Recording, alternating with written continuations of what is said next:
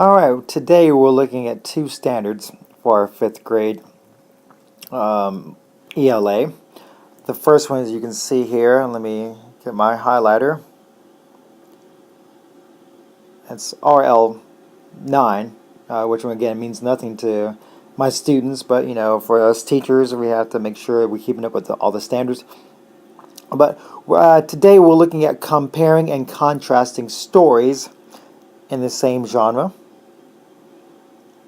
and also in reading informational texts. You see here, we're going to explain the relationships or interactions between two or more individuals, events, ideas, or concepts in a historical, scientific, or technical text based on specific information in the text.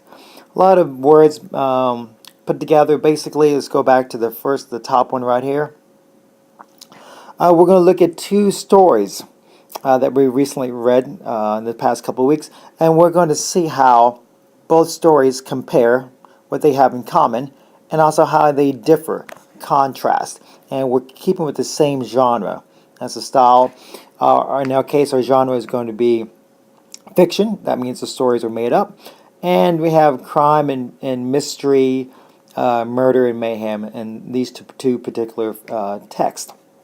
And going back down to the informational text, once we have compared and contrast, we also want to explain, you will be able to explain the relationship, how both texts are related or how they interact between the two when it comes to either two more individuals, events, ideas, concepts.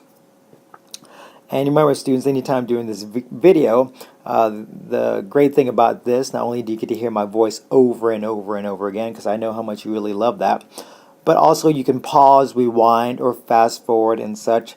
I would encourage you to take notes if there's a concept or something that you still need clarification on. You could, put a comment on the comment box, or if it's late tonight or this morning, I'm not sure when you're reviewing this, that you can, save that comment for the classroom and you can ask another classmate or you can ask me.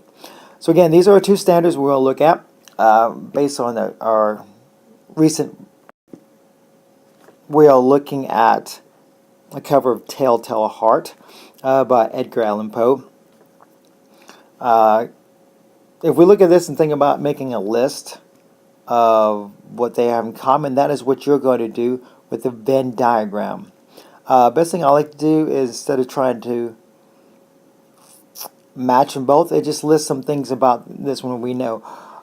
We know, for example, and my handwriting is going to be very sloppy right here for this one, so I'm not going to really write it all through with my stylus, but we know first of all, with this story, we know the main character, the protagonist, which means the person who moves the story forward, has no name. We know that one. So again, my stylus. We know that this person is very meticulous. Meticulous. The bad thing about this is I don't have spell check when I do this, so hopefully I'm spelling these words right. Let's see, we know that this took place in around 1840s. Another idea is, when we look at this, the vocabulary definitely is that you have a high lexile or high vocabulary. And that's just the way they spoke back then. Mostly everyone. We are a little bit more laid back, or you could say lazy in our speaking. But again, classes, you do this today. Make a list of things that stuck out for this particular text. And again, there's some more things you can do, but when we do this today, class, you may use your actual text, and it's best to have them both side by side. So this is the Telltale Heart example of making notes about things that stuck out in your mind for this Telltale Heart. The next one we have here is Harrison Bergeron. Again, most of you will be familiar with this, I guess not actual photo, or it's probably just a reenactment of a scene with the ballerinas dancing on the TV show before Harrison comes on. But again, I'm going to make some notes about Harrison Bergeron.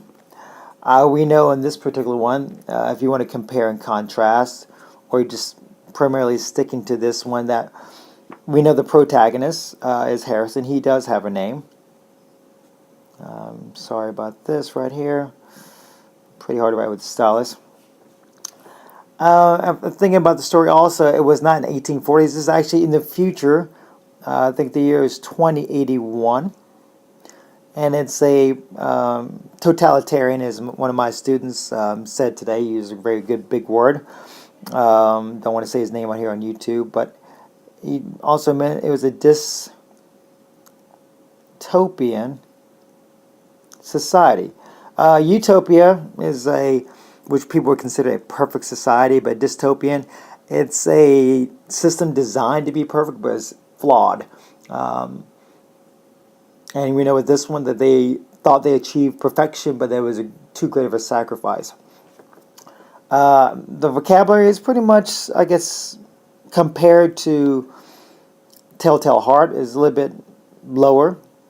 It's not below grade level or anything, but compared, it's a little bit easier to follow when it comes to the vocabulary words. Interaction, I guess, another thing that stands out by Harrison Bergeron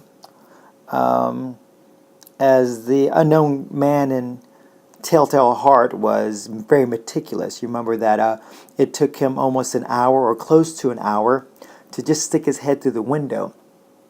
And he did that for several nights in Telltale Heart. Whereas Harrison was not really meticulous. He was more of you get free spirit. Someone would say maybe not really thinking things through. He stormed into the news channel room and took over the station. He grabbed this ballerina, took her mask off, took her chains, and announced to the whole world or the whole TV viewing nation that he was now king. And, at the end of the story, he was gunned down. And, one side you could say, well, he didn't really think things through because he was shot. He didn't actually become king. But, some people could argue that he knew that was going to happen. But he didn't care. He was passionate to share and break the tyranny. Another thing, going back to compare and contrast, you could say that Harrison Bergeron did that to hopefully free the masses and cause a revolution where the unnamed man in Telltale Heart didn't care about anyone but himself. He wasn't trying to rid the world of the evil eye. He just wanted to rid himself of the evil eye. So as you go through this, you want to make notes of both text, not only compare and contrast, but the relationships. The Harrison Bergeron and the relationship with him and how he interacts with the story compared to how the nameless man interacts with his story. They both, you could say, had love. The nameless man said he did love the old man. Harrison Bergeron never really says that he did love his parents, but I'm sure he thought or hoped that they were watching. So they both were willing to make great sacrifices. But of course, it seems Harrison was more prepared to sacrifice his life, where the nameless man was willing to sacrifice getting caught, but at the end he did not want to get caught. So you want to look at these, and while you do that, I'm just writing notes here, and you can do the same thing. Create a Venn diagram. As you see, we have a Venn diagram. In the center is what you find that they have in common. And today, while you do this, you want to find 5, 3, 6. You want to find at least 7 things. And same here, 1 through 7, 1 through 7. Again, for Harrison Bergeron, I'm just going to abbreviate that real quick. And for Telltale Heart. And I really want you to be ambitious and really attack this text and try to be unique, try to think at a higher level. For example, I don't want you to say that Harrison Bergeron had a name, but then here, this guy had no name. And pretty much doing the opposite. I don't really want that. I don't want to say this is in the past and this is in the future. Let's not have that. Now, if you say this one had a name and this one was in the past, you got to think of something else instead. That's my encouragement to you. If you, again, Harrison Bergeron had a name, and this was happening in the past. Instead, here in the Telltale Heart, I'm sorry, I made a mistake. This was not in the past. It was, I have actually these backwards. Forgive me. Let me quickly erase this. All right. So Harrison Bergeron, we could say with him that he was willing to sacrifice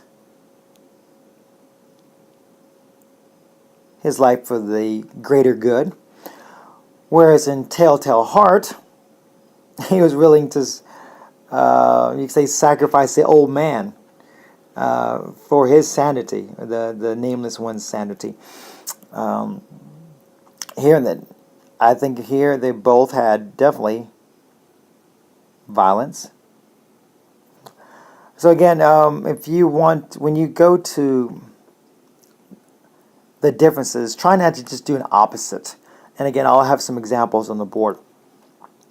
But that's our first step of in the process of getting ready to write an essay, explaining the relationship and compare and contrast.